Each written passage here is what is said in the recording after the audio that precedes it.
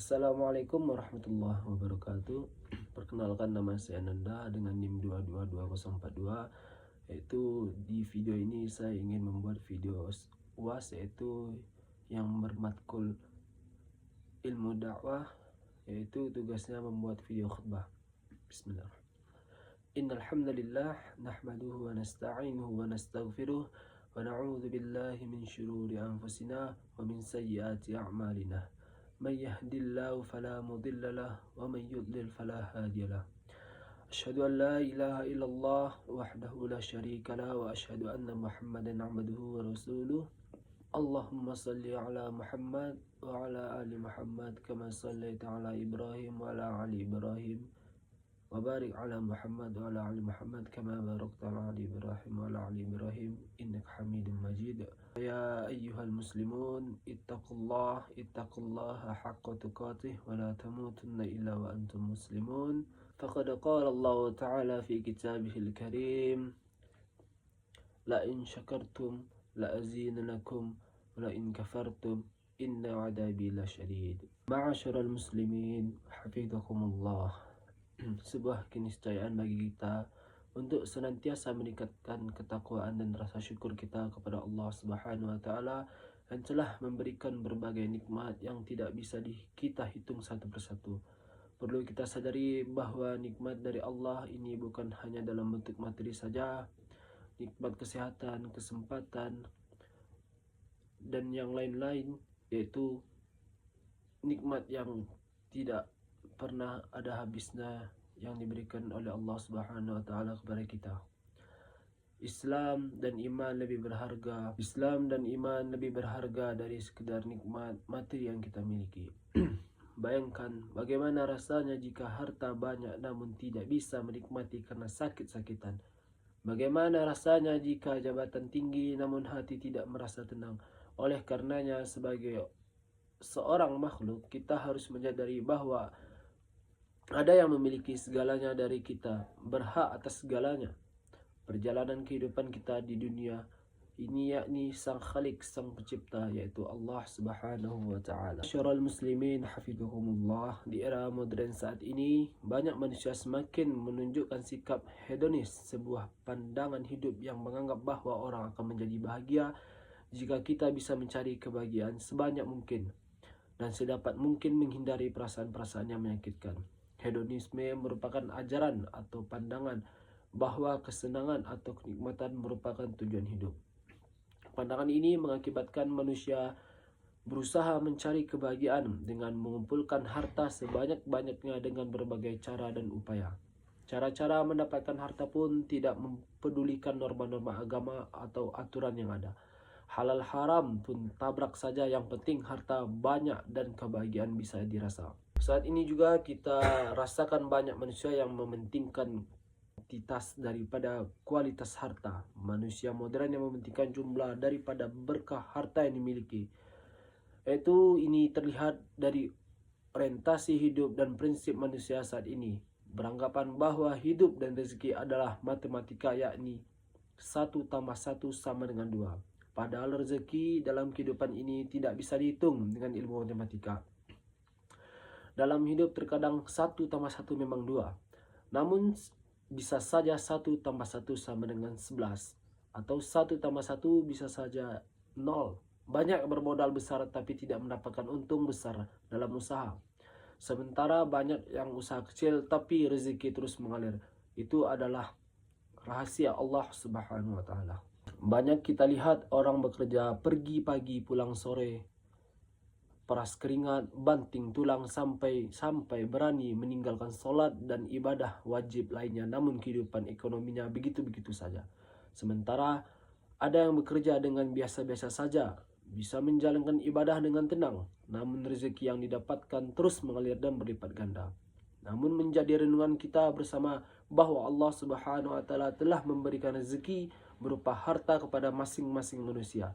Rezeki manusia akan tertukar dengan rezeki orang lain. Yang terpenting dari kita adalah harus terus berusaha dengan baik, seraya berdoa dan menyadari bahwa Allah Subhanahu wa taala membagi rezeki kepada orang-orang yang dikehendaki. Allah Ta'ala berfirman dalam surah Al-Imran ayat 37 yang berbunyi, Innallaha yarzuqu man yasha'u bighairi hisab.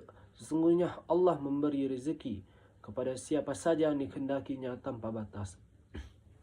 Ma'asyiral muslimin hafizakumullah. Segala hal terkait dengan rezeki yang sudah didapatkan haruslah kita syukuri. Dengan syukur kita tidak lagi selalu menghitung jumlah harta yang kita miliki. Harta adalah wasilah atau lontaran saja untuk kita bisa beribadah dengan tenang kepada Allah. Karena perlu dicatat dan diingat, tugas utama kita di hidup ini adalah untuk beribadah menyembah Allah Subhanahu wa taala sebagaimana termaktub dalam Al-Qur'an surah Az-Zariyat ayat 56 yang berbunyi wa ma khalaqatul jinna wal insa illa liya'budun, yang artinya dan aku tidak menciptakan jin dan manusia melainkan supaya mereka beribadah kepada. Syukur ini akan membawa kita tenang dalam menghadapi kerasnya kehidupan di dunia. Walau sedikit harta yang dimiliki, jika kita bersyukur, kita akan hidup dengan tenang bersama keluarga. Sebaliknya, biarpun bergelimang harta, tapi rasa syukur tak ada, maka kegersangan hidup dan ketidaknyamanan akan selalu terasa dalam langkah kehidupan kita. Syukur akan membuahkan hasil yang manis karena dengan bersyukur Allah akan menambahkan nikmat yang telah diberikan kepada kita. Firman dalam surah Al-Ibrahim ayat 7 yang berbunyi wa istadzanna rabbukum la in syakartum la azidanakum wa la in kafartum inna adabi lasyadid. Dan ingatlah kala Tuhan kalian memaklumatkan sesungguhnya jika kalian bersyukur pasti kami akan menambah nikmat kepada kalian, dan jika kalian mengingkari nikmatku maka sesungguhnya azabku sangatlah pedih. Di zaman sekarang ini orang yang hanya memikirkan jumlah gaji pekerjaan yang ia lakukan. Jika kita renungkan sebenarnya gaji atau pendapatan itu tidak ada apa-apanya dibanding gaji yang telah diberikan Allah kepada kita semua. Logika matematis dalam menyikapi harta ini lambat laun akan melupakan esensi dari status harta itu sendiri. Perlu kita sadari bahwa harta hanya titipan dari Allah yang satu waktu akan hilang dan diambil oleh yang paling berhak memilikinya.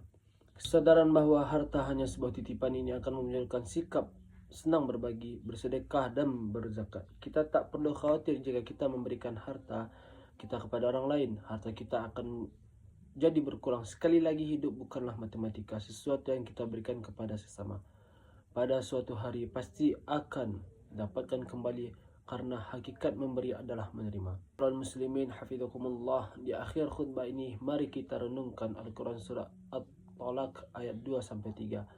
Wa man yattaqillaha yaj'al lahu makhraja wa yarzuquhu min haitsu la yahtasib wa man yatawakkal 'ala Allahi fahuwa hasbuh.